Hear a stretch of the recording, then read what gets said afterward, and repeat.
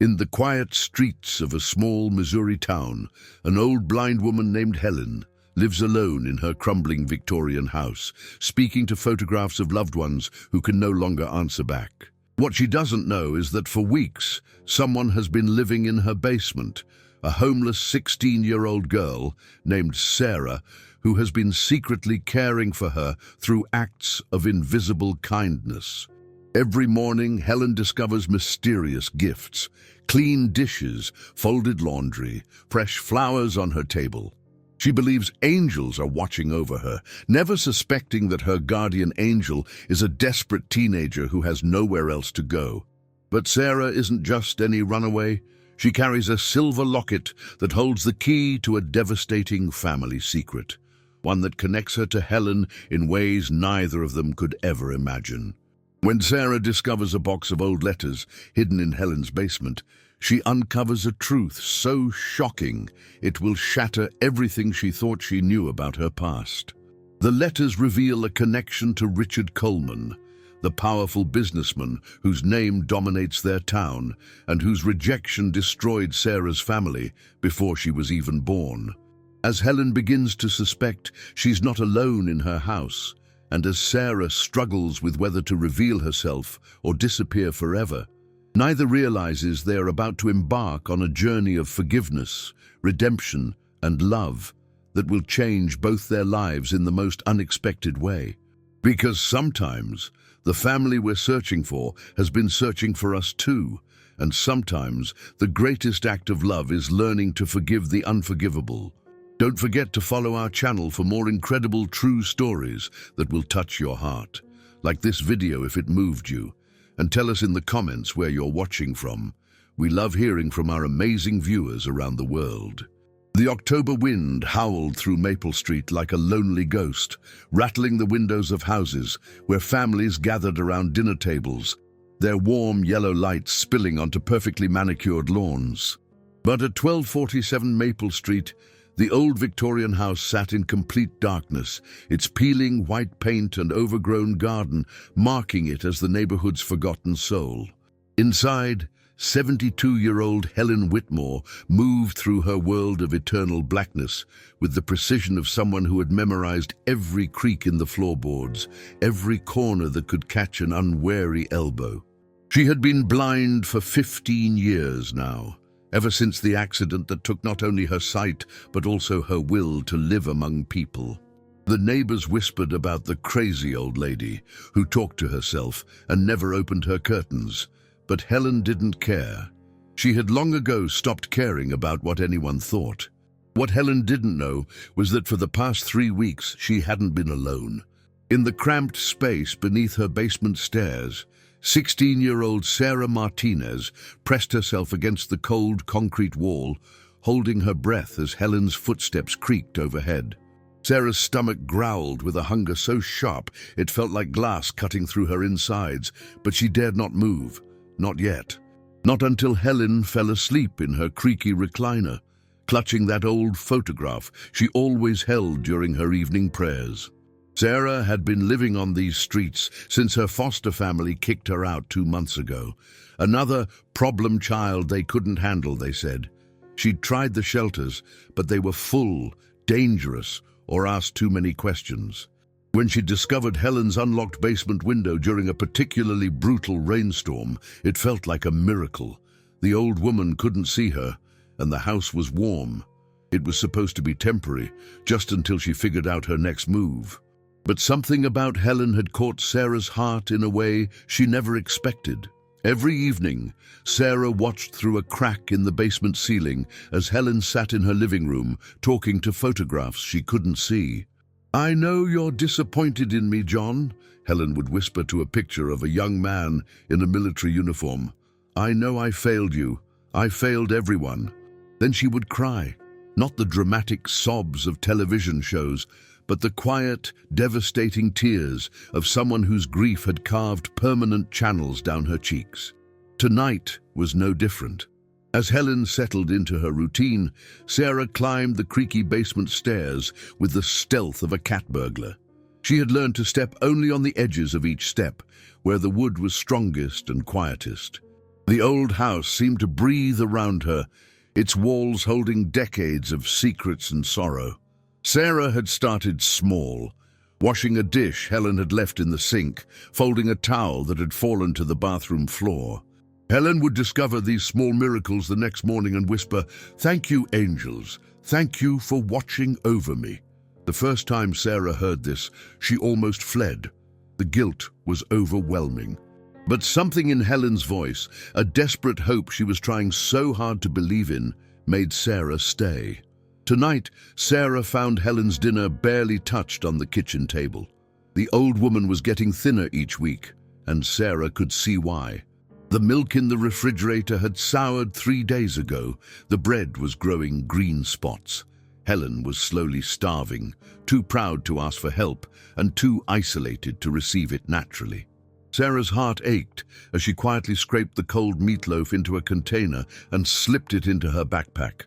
She hated taking food from someone who had so little, but Helen would only throw it away, and Sarah hadn't eaten in 2 days.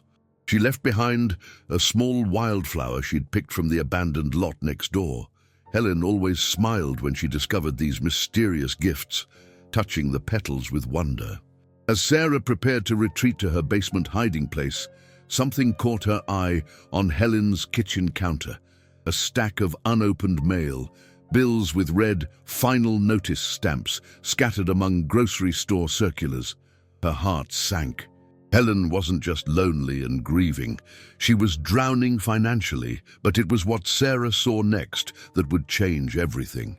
Sticking out from beneath a stack of old newspapers was the corner of an envelope, yellowed with age, addressed in Helen's shaky handwriting to someone named Richard Coleman. The name struck Sarah like a physical blow. Richard Coleman, the man whose billboards dominated downtown, whose name was on half the buildings in their small Missouri town. The Richard Coleman who had once promised Sarah's mother he would take care of them, then disappeared the moment he learned she was pregnant. Richard Coleman, the father who had never wanted to meet her. Sarah's hands trembled as she stared at that envelope. What possible connection could Helen have to the man who had destroyed Sarah's family before she was even born? The man whose rejection had sent her mother spiraling into addiction and ultimately to her death. Upstairs, Helen's voice drifted down. "I know someone's there. I can feel you in my house. Are you an angel or a demon?" I've been waiting so long for an answer. Sarah's heart hammered against her ribs. Did Helen know? Could she sense her presence? But Helen's voice carried no anger, only a profound loneliness that seemed to echo through the empty rooms. For the first time since she'd started living in Helen's shadow, Sarah felt the dangerous pull of curiosity overriding her survival instincts. That envelope could hold answers to questions that had haunted her entire life. Questions about why her father abandoned them, why her mother died believing she wasn't worth loving, why Sarah had spent her whole life feeling like a mistake someone was trying to erase. As Helen's footsteps shuffled toward the stairs, Sarah clutched the silver locket around her neck, the only thing her mother had left her, inscribed with initials she'd never been able to read clearly. Something told her that this house held more than shelter. It held secrets that could either save her or destroy what little hope she had left. She had no idea that Helen Whitmore was about to discover that her mysterious house guest wasn't just any homeless teenager, but the granddaughter she never knew existed, and that the truth about Richard Coleman would shatter both their worlds in ways neither could imagine. The old house seemed to hold its breath, as if it too was waiting to see what would happen when the lies that had kept them all apart finally began to crumble. The morning sun filtered through the dusty lace curtains of Helen's bedroom like golden honey, casting dancing shadows across her weathered face as she stirred from another restless night. For 15 years, Helen had awakened to the same routine, the disorienting moment of forgetting she was blind, followed by the crushing weight of remembering. But this morning felt different. There was something in the air, a shift in the familiar rhythm of her solitary existence that made her heart flutter with an emotion she couldn't quite name. Helen's arthritic fingers fumbled for the ceramic water glass she always kept on her nightstand, but it wasn't there. Confusion creased her brow as she swept her hand across the wooden surface, finding only smooth emptiness where chaos usually reigned. Her pills, scattered the night before in her frustration with their childproof caps, were now lined up in perfect order. The glass sat clean and full beside them, as if someone had anticipated her every need. "That's impossible," Helen whispered to herself, her voice barely audible in the morning stillness. She had lived alone for so long that talking to herself had become as natural as breathing, a constant commentary that filled the oppressive silence of her days. "I remember dropping those pills. I remember..." But as Helen made her careful way down the 17 steps to the main floor, she had counted them obsessively since losing her sight. More impossibilities revealed themselves.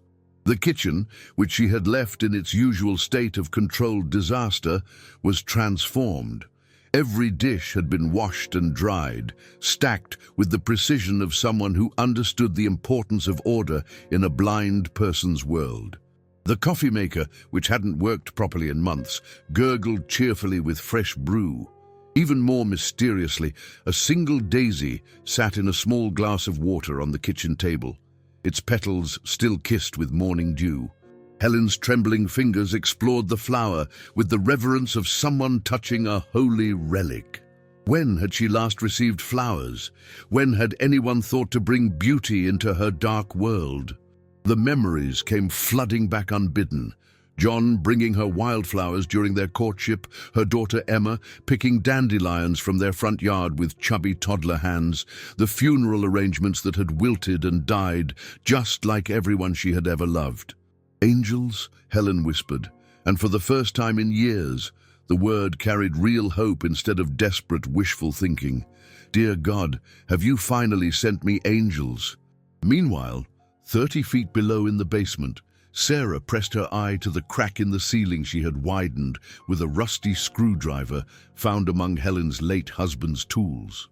She watched Helen's face transform from confusion to wonder, to something that looked dangerously close to joy, and Sarah's chest tightened with an emotion she refused to acknowledge as guilt. She wasn't supposed to care about this stranger.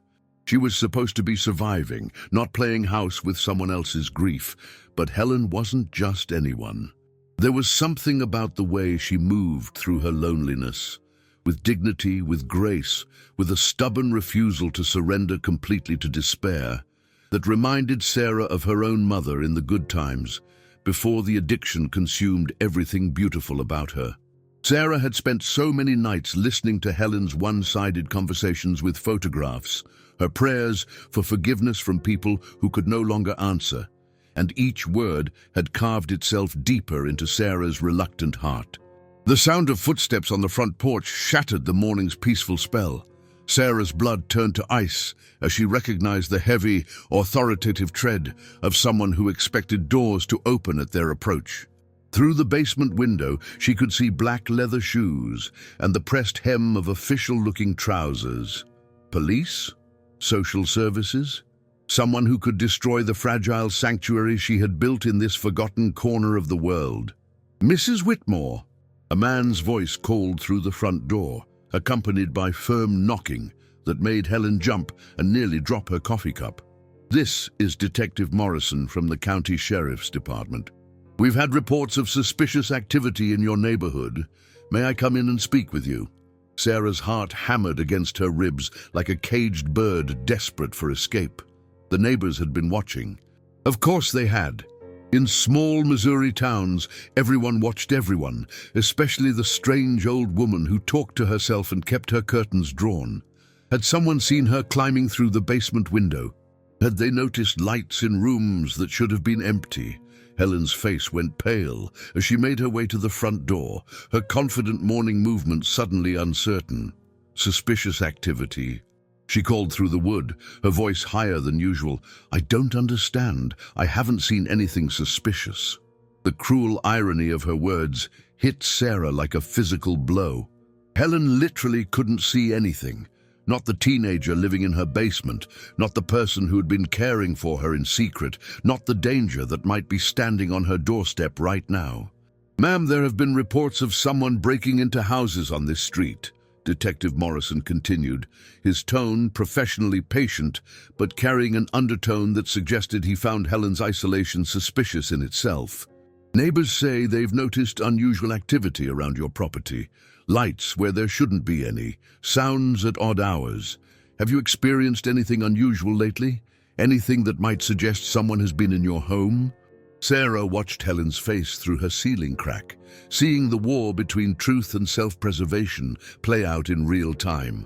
Helen's fingers worried at the flower stem, her blind eyes darting as if seeking guidance from the photographs scattered throughout her living room. Helen began, then stopped.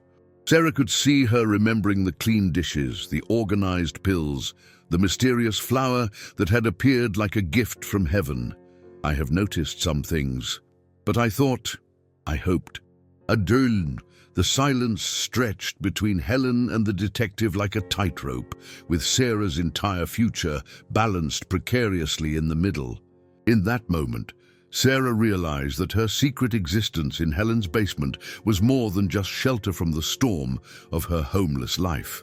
It had become something neither of them had planned for. A strange, impossible friendship built on invisible kindness and mutual loneliness. And now it was all about to come crashing down, unless Helen made a choice that would change both their lives forever. The afternoon air hung thick and oppressive in Helen's living room, heavy with the weight of unspoken truths and the lingering tension from Detective Morrison's visit. Helen had managed to convince him that she was simply a confused old woman who occasionally misplaced things, attributing her mysteriously clean house to senior moments and selective memory. But the lie sat in her chest like a stone, growing heavier with each passing hour. As twilight painted the sky in shades of amber and rose, Helen found herself doing something she hadn't done in months. She opened the heavy velvet curtains that had kept her world shrouded in perpetual darkness. Not that she could see the changing light, but somehow she could feel it, warm and forgiving against her weathered skin. The house seemed to exhale with relief, as if it too had been holding its breath behind those suffocating drapes. Sarah, watching from her basement refuge, felt her throat constrict at the sight of Helen standing silhouetted against the window, her silver hair catching the dying light like a halo. There was something heartbreakingly beautiful about the old woman's profile, the proud set of her shoulders despite the loneliness that clung to her like morning fog, the way her fingers traced the windowsill as if memorizing a world she could no longer see. But it was what happened next that would haunt Sarah's dreams for weeks to come. As darkness settled over Maple Street like a familiar blanket, Helen began her nightly ritual. She moved through the living room with practiced precision, collecting the scattered photographs that documented a life full of love and loss. But tonight, instead of her usual whispered prayers, Helen's voice rose with an intensity that made the very air seem to tremble. "I know you're here, John," she called out to the empty room, clutching a faded wedding photograph to her chest. "I can feel you watching me, judging me for what I've become, for what I failed to do." Sarah pressed herself closer to the ceiling crack, her heart hammering as Helen's voice cracked with raw emotion. This wasn't the gentle, resigned sadness Sarah had grown accustomed to. This was something darker, more desperate. The sound of a soul finally breaking open after years of careful containment. "You always said I was too proud, didn't you?" Helen continued, her blind eyes searching the shadows as if expecting an answer. "Too stubborn to ask for help, too afraid to admit when I was wrong. And you were right, weren't you? You were always right about everything." Helen's fingers fumbled across the mantelpiece until they found another photograph, this one of a young woman with kind eyes and Sarah's same stubborn jawline, though Sarah couldn't see the resemblance from her hidden vantage point. "Emma, baby girl," Helen whispered, and the tenderness in her voice was like a knife twisting in Sarah's chest. "I know you're here too. I know you're both here, waiting for me to finally tell the truth about what happened. About why I let pride destroy our family." The temperature in the room seemed to drop 10 degrees as Helen sank into her recliner, the worn leather creaking under her slight frame. When she spoke again, her voice carried the weight of decades of buried guilt. "I drove you away, didn't I, Emma? When you came to me, scared and pregnant and needing your mother, I let my anger speak instead of my love. I was so worried about what the neighbors would think, about the scandal it would cause in our perfect little town. Richard Coleman's baby, born out of wedlock to my unmarried daughter. Oh, the shame of it all." Sarah's blood turned to ice water in her veins. Emma Richard Coleman. The pieces of a puzzle she didn't even know she was solving began clicking into place with terrifying clarity. "I told you to get rid of it," Helen continued, her voice barely above a whisper now, but somehow more devastating than if she had screamed. "I told you that no grandchild of mine would be born a bastard, that you needed to handle the situation before it ruined all our lives. And you looked at me with those eyes, your father's eyes, and you said the last words you ever spoke to me, 'Then I guess I'm not your daughter anymore.'" Helen's shoulders began to shake with silent sobs that seemed to come from the very depths of her soul. "But you were wrong, baby. You were my daughter. You always were. And when you died in that car accident 3 years later, alone and broke, and still carrying the weight of my rejection, I knew I had murdered my own child with my pride." Sarah's hand flew to her mouth to stifle the gasp that threatened to escape. Emma, her mother's name had been Emma, her mother who had died when Sarah was 13, broken and addicted and whispering apologies Sarah had never understood. Her mother, who had spoken sometimes of a family she could never go back to, people who had turned their backs on her when she needed them most. "The baby lived," Helen whispered to the darkness, her words cutting through Sarah's shocked paralysis like lightning through storm clouds. "I hired a private investigator after the funeral. I had to know. The baby, a girl, went into foster care. I could have claimed her then. I should have, but I was too proud, too ashamed, too broken by my own cruelty to face what I had done." Undrain, Helen's fingers trembled as she pressed the photograph to her lips, her tears falling freely now onto the glass that protected her daughter's smile. "I've been waiting for you to come back to me, Emma. Both of you. I know you're here in this house. I can feel your presence, your forgiveness that I don't deserve. These little miracles, these gifts that appear each morning like flowers after rain. It's you, isn't it? You and my granddaughter finally come home." The silence that followed was so profound that Sarah could hear her own heartbeat echoing in her ears. Helen sat motionless in her chair, waiting for an answer that would never come, hope and desperation warring across her weathered features. And in the basement, Sarah wept for the grandmother she had found and the mother she had lost, understanding at last why Emma Martinez had carried so much pain, why she had never been able to believe she deserved love, why she had spent her final years apologizing to a daughter who had never understood what she was apologizing for. The house held its breath, thick with secrets finally spoken aloud, while two broken hearts beat in separate worlds, neither knowing that salvation lay just 17 steps apart. 3 days had passed since Helen's devastating confession echoed through the walls of 1247 Maple Street, and Sarah hadn't slept more than a few broken hours.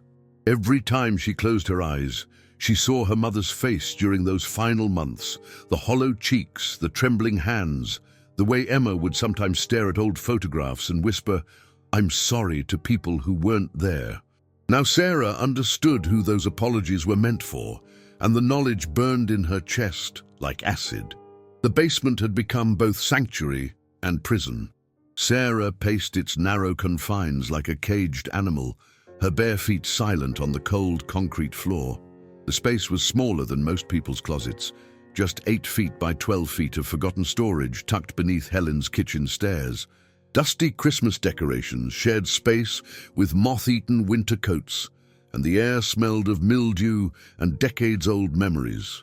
But it was the cardboard boxes stacked against the far wall that drew Sarah's attention now, their contents calling to her like sirens in the darkness. She had noticed them on her first night in the basement, but had been too focused on survival to explore. Now, with her world turned upside down by the revelation of her true connection to Helen, Sarah found herself drawn to those boxes with desperate curiosity. If Helen was really her grandmother, if Emma had really lived in this house once upon a time, then perhaps these forgotten containers held pieces of a puzzle Sarah had been trying to solve her entire life. The first box was filled with John Whitmore's belongings. Military medals wrapped in tissue paper, faded love letters tied with blue ribbon, a purple heart that still gleamed despite its age. Sarah's heart clenched as she imagined Helen's younger self carefully packing away these treasures after her husband's death, unable to throw them away, but too heartbroken to keep them where she could see them every day. The second box contained Helen's teaching supplies from her days as a second-grade teacher, construction paper projects made by small hands, thank you cards from grateful parents, a coffee mug painted with childish handprints that read, "World's Best Teacher." Sarah could picture Helen in a classroom full of children, patient and kind, giving her love freely to other people's sons and daughters while her own daughter grew up feeling unwanted. But it was the third box that stopped Sarah's breath entirely. The cardboard was different from the others, newer, less faded, and someone had written Emma's room across the top in Helen's careful script. Sarah's hands shook as she peeled away the packing tape, her heart hammering so loudly she was sure Helen would hear it 2 floors above. Inside lay the archaeology of a life Sarah had never known her mother had lived. School report cards bearing the name Emma Whitmore, straight A's in English and art, notes from teachers praising her creativity and kindness. A pink diary with a tiny brass lock, its pages filled with teenage dreams and frustrations, written in the same careful handwriting Sarah recognized from her mother's rare letters.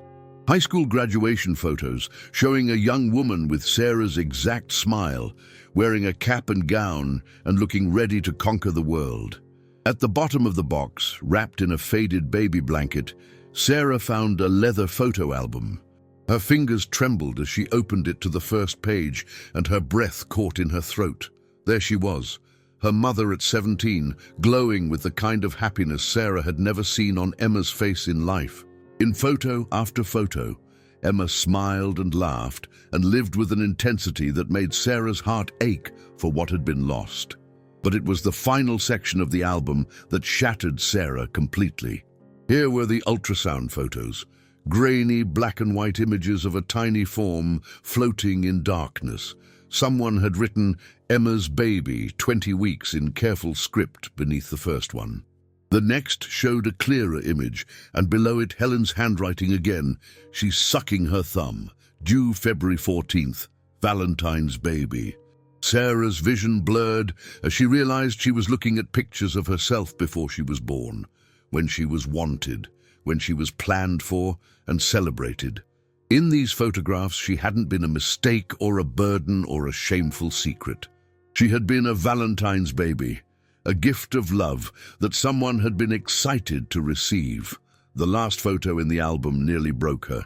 It showed Emma in a hospital bed, exhausted but radiant, holding a tiny baby with a shock of dark hair.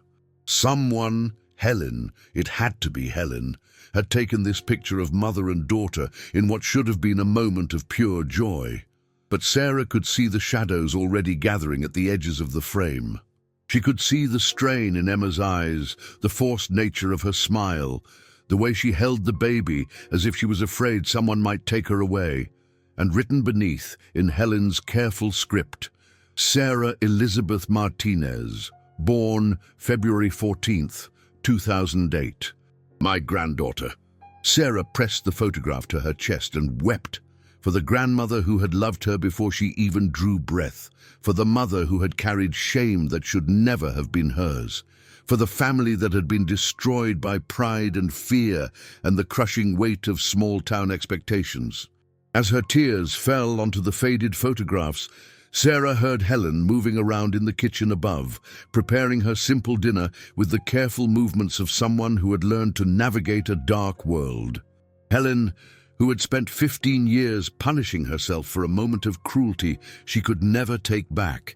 Helen, who spoke to photographs of the dead because she couldn't bear the silence of her own guilt. Sarah clutched the silver locket around her neck, the one Emma had given her before she died, the one Emma said had belonged to someone who loved them both but couldn't find a way to show it. For the first time, Sarah opened the locket with trembling fingers, and inside, etched in tiny script, she found the words, "To Emma, with all my love, Mom." The house seemed to hold its breath as Sarah realized that everything she thought she knew about her family had been wrong. Helen hadn't rejected them out of cruelty. She had been scared, overwhelmed, trapped by the expectations of a different time. And Emma hadn't been unloved. She had been mourned, missed, desperately regretted by a mother who had never stopped hoping for a chance to make things right.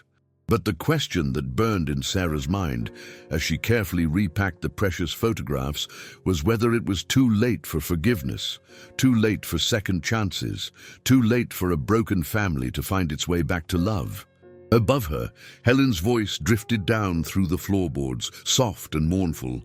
"I know you're listening, Emma. I know you're here. Please, baby girl, please give me a sign that you can forgive a foolish old woman who loved you too much to let her pride destroy you, but did it anyway."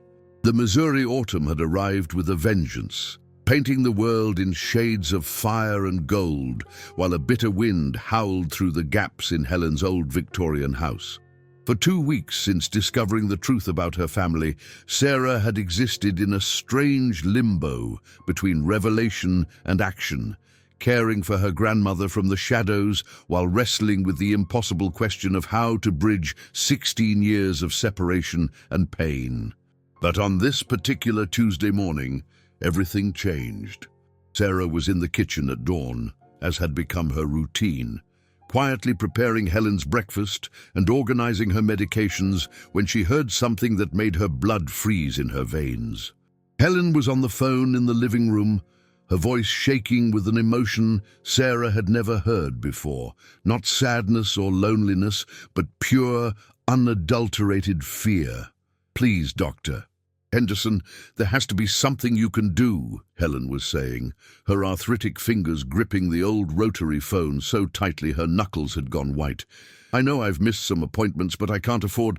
I don't have. Please don't tell me it's too late."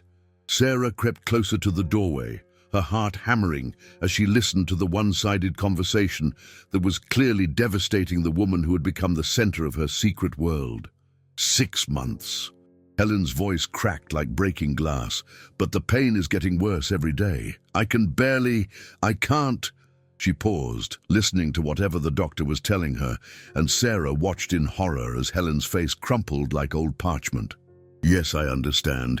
Yes, I know what that means. Thank you for being honest with me, doctor."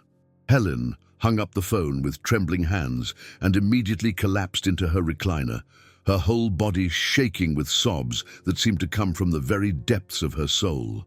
It was the sound of someone receiving a death sentence, and Sarah's world tilted on its axis as she realized what she had just overheard. 6 months. Helen had 6 months to live. Sarah pressed herself against the kitchen doorway, fighting the overwhelming urge to run to Helen's side, to comfort her, to tell her she wasn't alone. But she was trapped by her own deception, unable to reveal herself without explaining how she had been living in Helen's house for weeks, listening to her most private moments, invading her solitude like a ghost haunting the wrong life. "Well, John," Helen whispered to the empty room, her voice raw with tears, "looks like I'll be seeing you sooner than expected. I just hope Emma will be there too. I hope she's forgiven me by now, because I don't think I can face eternity carrying this guilt." Helen struggled to her feet and made her way to the mantelpiece, her movements more fragile than Sarah had ever seen them. She picked up the photograph of Emma, young, beautiful, full of promise, and held it against her chest like a talisman. "I'm so sorry, baby girl," she whispered. I'm sorry I was too proud to fight for you, too scared to stand up to the town gossips, too worried about my reputation to protect my daughter. I'm sorry I let you die thinking you were unloved, because that was never true. Not for a single second was that ever true. Sarah bit her fist to keep from sobbing aloud as Helen continued her heartbroken confession to the photograph. And your baby, my granddaughter, I dream about her sometimes. I wonder if she has your laugh, your stubborn streak, your kind heart. I wonder if she's out there somewhere hating me for abandoning her family, or if she even knows we exist. I would give anything to hold her just once, to tell her that her mama was the best person I ever knew, and that losing both of you was the biggest mistake of my pathetic life. The irony was so cruel it felt like a physical blow. Helen was dying, alone, consumed by regret over a granddaughter who was literally living beneath her feet, caring for her every need while struggling with her own desperate hunger for family. They were both drowning in the same ocean of loss, reaching for each other across a chasm built of pride, fear, and terrible timing. But it was what happened next that pushed Sarah past her breaking point. A sharp knock at the front door interrupted Helen's grief, and she hastily wiped her tears before making her careful way to answer it. Through the peephole, a useless gesture for a blind woman, but habits die hard, she called out, "Who's there?" "Mrs. Whitmore, it's Bob Thornton from next door. I need to speak with you about a serious matter." Sarah's stomach dropped. Bob Thornton was the neighborhood busybody, a retired accountant who spent his days watching everyone's business from his front window. She had seen him peering at Helen's house suspiciously for weeks, and she knew this conversation was going to be trouble. Helen opened the door reluctantly, and Bob Thornton's nasal voice carried clearly through the house. "Helen, I'm sorry to bother you, but I've been noticing some very strange things around your property lately. Lights on at odd hours, movement in your basement windows, sounds that don't make sense for a woman living alone. My wife thinks I should mind my own business, but I'm concerned about you. Are you sure you're safe here by yourself?" Sarah watched Helen's face cycle through a dozen emotions: confusion, fear, hope, and finally a kind of desperate resignation. "Bob, Helen began, then stopped. Sarah could see the war playing out across her features. Helen knew someone was in her house. She had known for weeks. The question was whether she would protect Sarah's secret or expose it, and the answer to that question would determine both their fates. "I appreciate your concern," Helen finally said, her voice steadier than it had been all morning. "But I'm fine." "Just fine?" Bob Thornton wasn't buying it. "Helen, I've lived next door to you for 30 years. I know when something's not right. If someone's been breaking into your house, taking advantage of your situation, you need to call the police. This isn't something you should handle alone." As the conversation continued on the front porch, Sarah realized that her time in the shadows was rapidly coming to an end. Bob Thornton wasn't going to let this go, and sooner or later, someone was going to come looking for the mysterious presence in Helen's house. When they did, they would find a homeless teenager with no legal right to be there, living off the charity of a dying woman who didn't even know she existed. The beautiful, impossible dream of secretly caring for her grandmother was about to become a nightmare that could destroy them both, unless Sarah found the courage to step out of the shadows and reveal the truth that could either heal their broken family or shatter it beyond repair.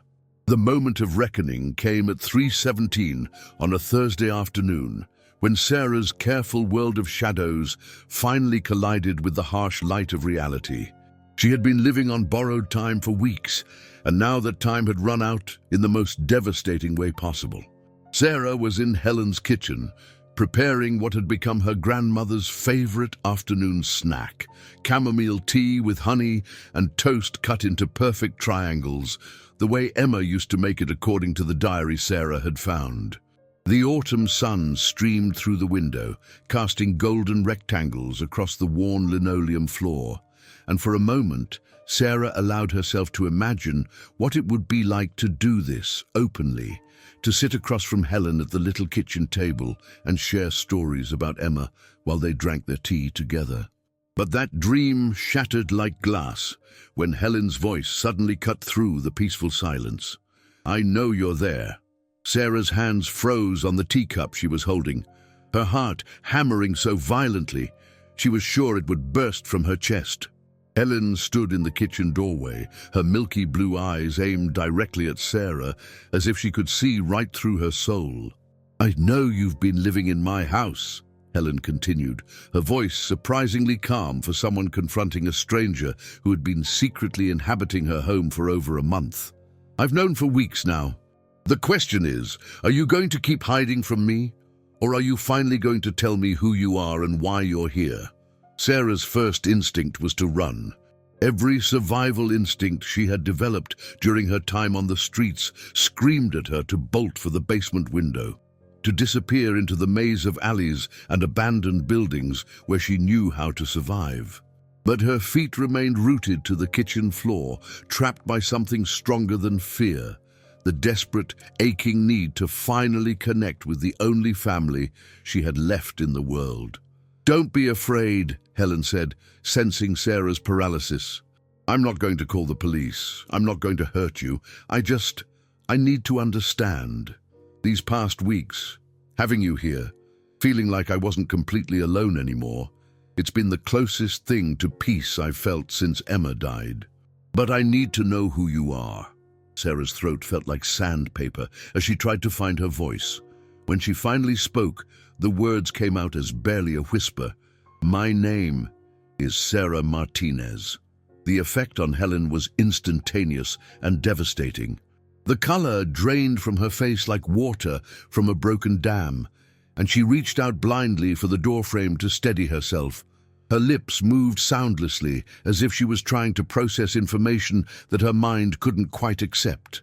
"Martinez," Helen repeated, her voice hollow with shock. "Sarah Martinez, born February 14th, 2008. The specific date hit Sarah like a physical blow. Only someone who had been there, someone who had cared enough to remember, would know her exact birth date. Tears she'd been holding back for weeks finally spilled over as she whispered, "You kept track of me." Helen's legs gave out, and she sank into the nearest kitchen chair, her hands shaking uncontrollably. "My God," she breathed. "My God, you're here. You're actually here. Emma's baby. My granddaughter." She looked up at Sarah with wonder and terror warring across her weathered features. "But how? Why? I hired that investigator, and he said you were in foster care in Kansas City.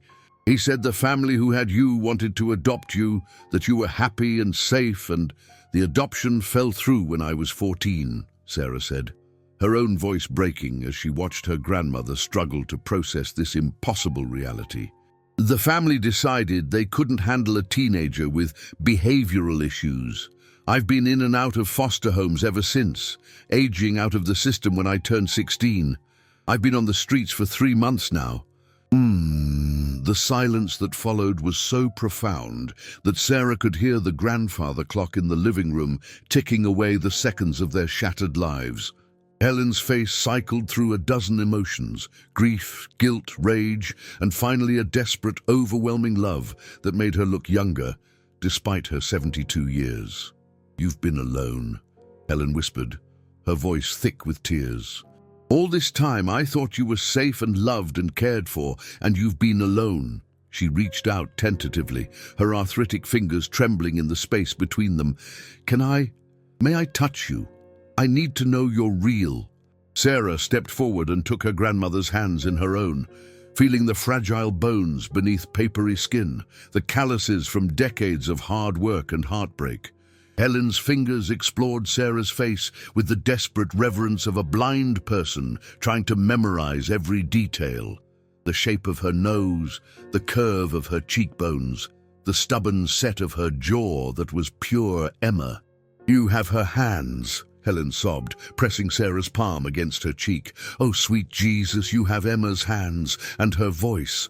When you said your name, for a moment I thought she had come back to me." Sarah collapsed into the chair beside her grandmother, both of them weeping now with the force of 16 years of separation and loss. "I found the pictures," Sarah managed between sobs. "In the basement. The ultrasound photos. The hospital picture. I saw how happy you were when I was born." Helen's grip on Sarah's hands tightened, as if she was afraid her granddaughter might disappear if she let go. "I was happy. I was so happy. And then I let fear and pride and stupid concern about what the neighbors might think destroy everything beautiful in my life.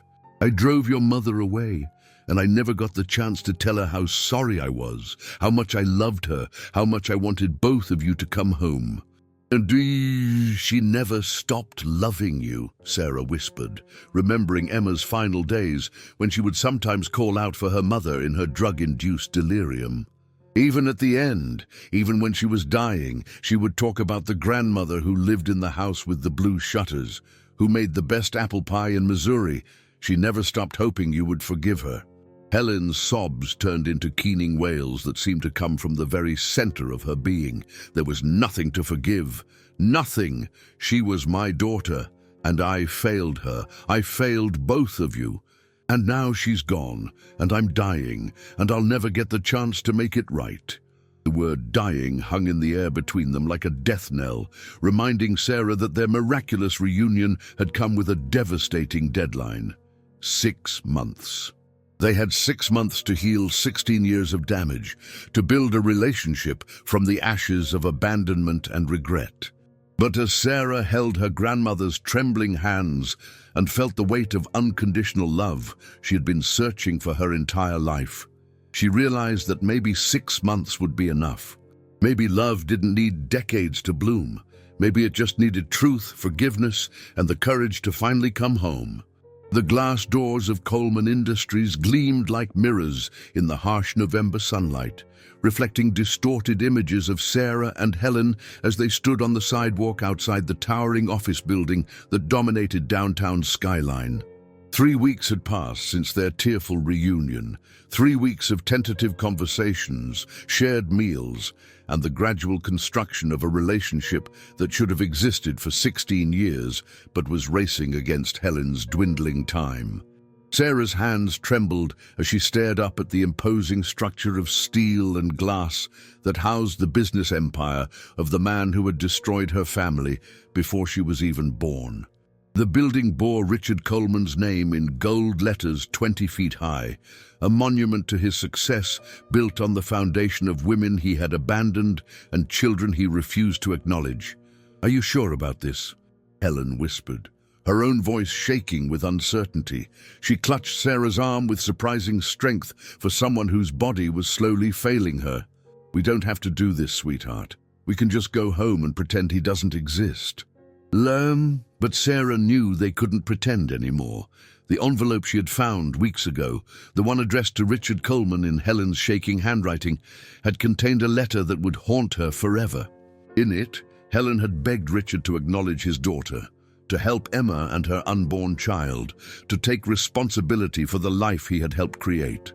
The letter had been written 17 years ago and never sent, yellow with age and stained with tears.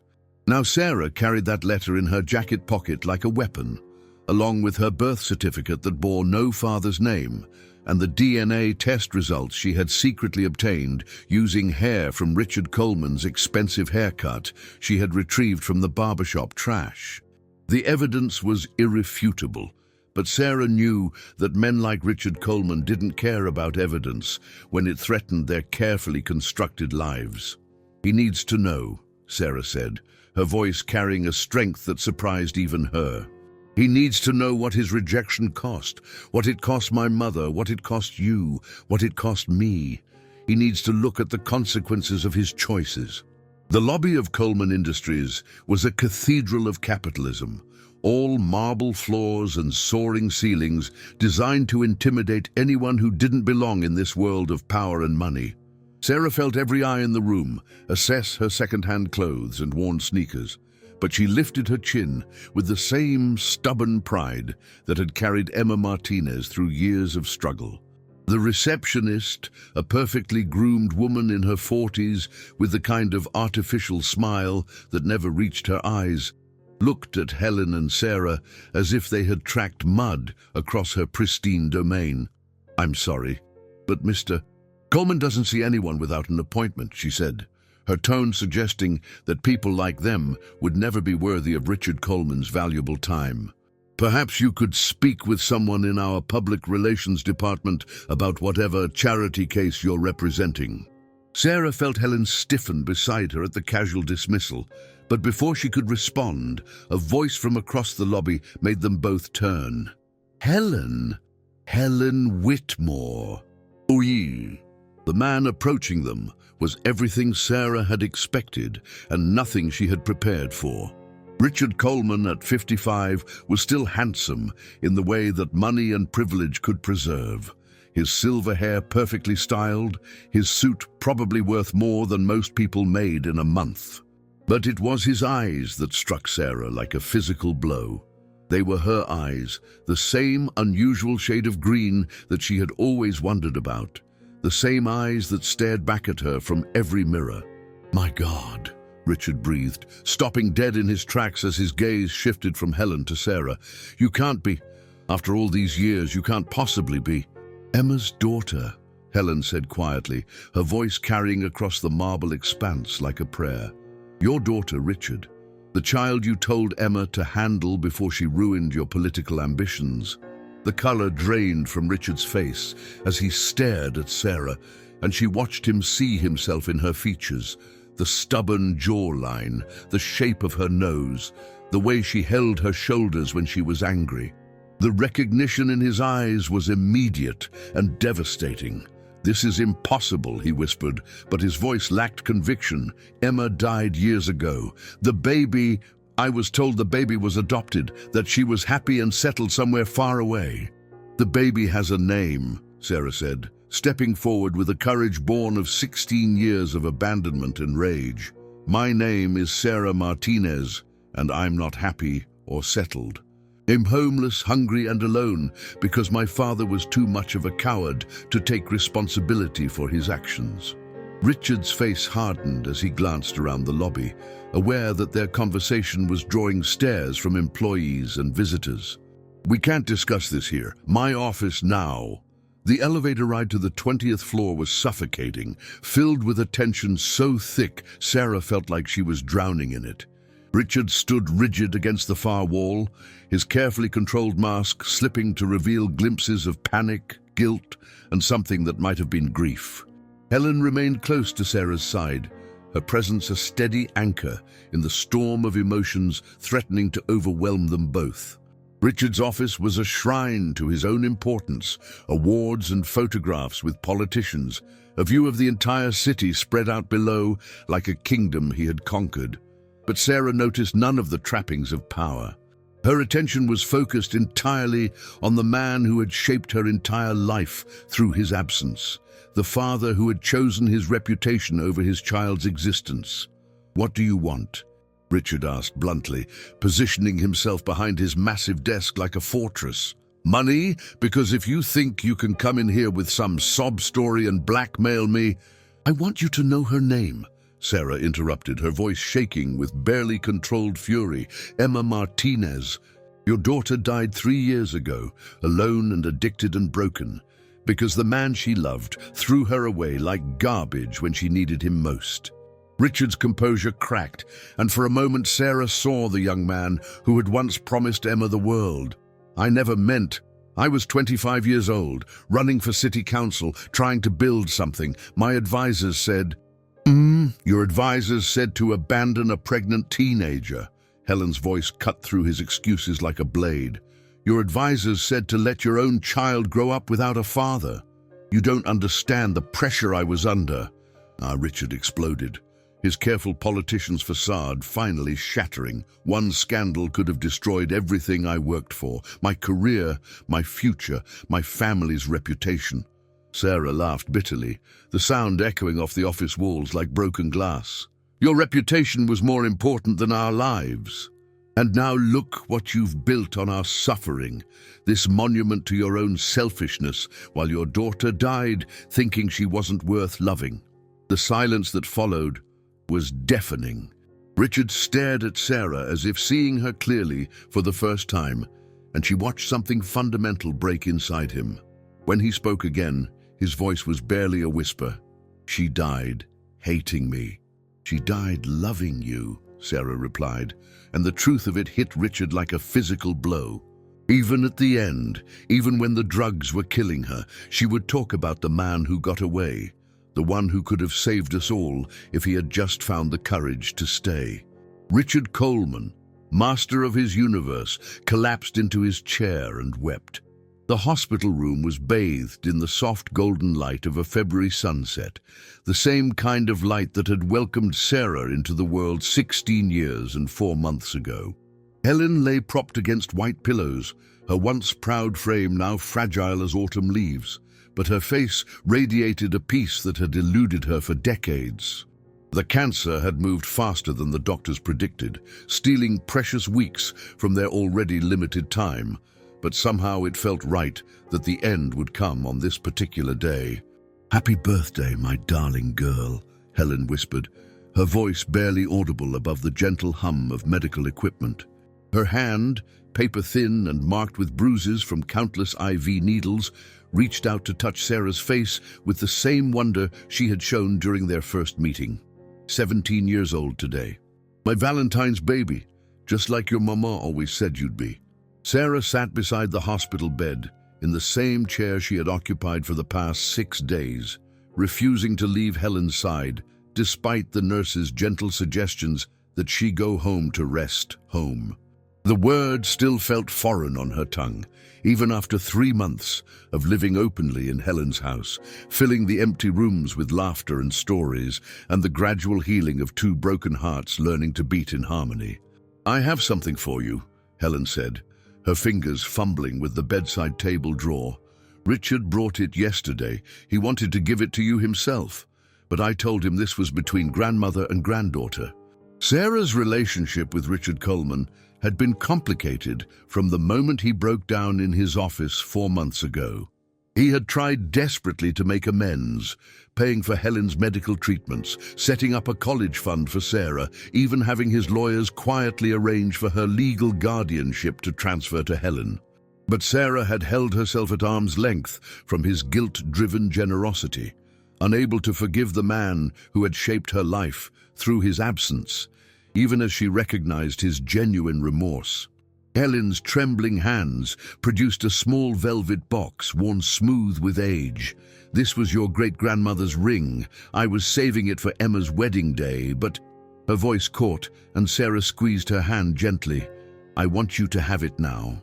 Not because you're getting married, God knows you're too young for that, but because you're the continuation of our family line. The living proof that love survives even when everything else falls apart." Inside the box nestled a simple gold band set with a small diamond that caught the sunset light and threw rainbows across the white hospital sheets. But it was the inscription inside the band that brought tears to Sarah's eyes. "To Emma's daughter, with all the love I couldn't give, Grandma Helen." "When did you have this engraved?" Sarah asked, her voice thick with emotion. 2 days after you were born," Helen admitted, her milky eyes gazing toward the window where the last light of her final day painted the sky in shades of pink and gold. "I went to the jewelry store while Emma was still in the hospital, still hoping, still believing that somehow I could find the courage to apologize, to bring my family home. I've carried this ring in my purse for 17 years, waiting for a granddaughter I thought I'd never meet." The door to the hospital room opened quietly, and Richard Coleman stepped inside, his usual air of commanding presence replaced by the humble uncertainty of a man who had learned too late what really mattered. He carried a single white rose, Emma's favorite flower, according to the diary Sarah had shared with him, and his eyes were red-rimmed with exhaustion and grief. "I don't want to intrude," he said softly, hovering near the door like a stranger afraid of his welcome. "I just wanted to to see how she was doing.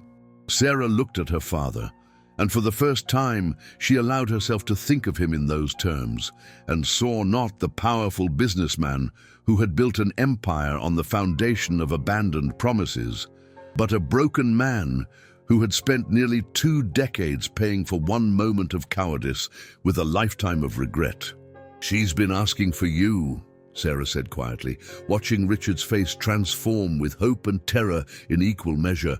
"She wants to talk to you about Emma." Richard approached Helen's bedside with the reverence of a pilgrim entering a sacred space. The woman, who had once been Emma's mother-in-law in all but name, who had shared in the joy of Sarah's birth before pride and fear destroyed everything beautiful they had built together. "Hello, Helen," Richard whispered, his voice breaking on her name. "I'm so sorry for everything, for failing Emma, for failing you, for failing our daughter when she needed me most." Helen turned her face toward his voice, and Sarah was amazed to see something like forgiveness in her grandmother's expression. "Richard, my dear boy, you were so young, so scared. We all were. The tragedy isn't that we made mistakes, it's that it took us 17 years to find our way back to each other." "I loved her," Richard said, the admission torn from his throat like a physical wound. "I loved Emma so much. It terrified me. I thought if I acknowledged that love, if I let myself need her the way she needed me, I would lose everything else that mattered. I was such a fool." "Love doesn't diminish us," Helen said gently. "Love multiplies us. I learned that too late to save Emma, but not too late to save Sarah." Her hand found Sarah's and squeezed with surprising strength. "She has her mother's heart, Richard, and your stubborn determination. She's going to do something beautiful with her life, something that honors all of us who loved her before we knew how to show it." As the sun disappeared behind the Missouri hills, painting the hospital room in shades of twilight, Helen's breathing began to slow. Sarah held her grandmother's hand while Richard stood on the opposite side of the bed, and for the first time in nearly 2 decades, Emma Martinez's family was finally complete. "Tell me about your mother," Helen whispered to Sarah, her voice growing fainter with each word. "Tell me about the woman she became, about the way she loved you. I want to see her through your eyes one more time." Sarah spoke softly about Emma's fierce protectiveness, her terrible jokes, the way she would sing off-key lullabies when Sarah couldn't sleep. She talked about the good days when Emma was clean and hopeful, planning impossible futures for them both. And she talked about the love that survived addiction, poverty, and abandonment, a love so strong it had guided Sarah home to the family she never knew existed. As Sarah's voice filled the gathering darkness, Helen smiled and closed her eyes for the final time, her hand still warm in her granddaughter's grasp. She died as she had lived those final precious months, surrounded by love, forgiven and forgiving, her broken family finally healed by the miracle of a second chance. Outside the hospital window, the first stars appeared in the February sky, watching over 3 generations of love that had survived every attempt to destroy it, proving that some bonds are stronger than pride, fear, and even death itself. Sometimes the most profound acts of love happen in silence, in the shadows, when we think no one is watching. Sarah's story reminds us that family isn't always about blood or shared last names. It's about the choice to show up, to care, to forgive, even when forgiveness seems impossible. Helen spent 15 years punishing herself for a moment of pride that cost her everything, while Sarah grew up believing she was unwanted, unloved, a mistake that everyone tried to erase. Yet love found a way to bring them together when they needed each other most, proving that it's never too late for redemption, never too late for second chances. What would you have done in Sarah's place? Would you have had the courage to step out of the shadows and reveal yourself to the grandmother who never knew you existed? Could you have forgiven a father who abandoned you before you were born, or a grandmother whose pride drove your mother away? And what about Helen? Would you have had the strength to open your heart to a stranger living in your basement, especially knowing that love always comes with the risk of loss? These are the questions that make us human, the choices that define not just our stories, but our souls. In the end, Sarah and Helen's story teaches us that love multiplies rather than divides, that forgiveness is not about forgetting the past, but about refusing to let it poison our future. Sometimes the greatest act of courage is simply choosing to stay, to fight for connection in a world that often teaches us to protect ourselves by staying apart. Their 3 precious months together were worth more than the 16 years of separation, because love measured in depth will always triumph over love measured in time. If this story touched your heart, please share it with someone who needs to hear it today. Hit that like button if you believe in the power of second chances. And don't forget to subscribe to our channel for more incredible stories of hope, forgiveness, and the unbreakable bonds that connect us all. Let us know in the comments, what lesson will you carry with you from Sarah and Helen's journey? The end.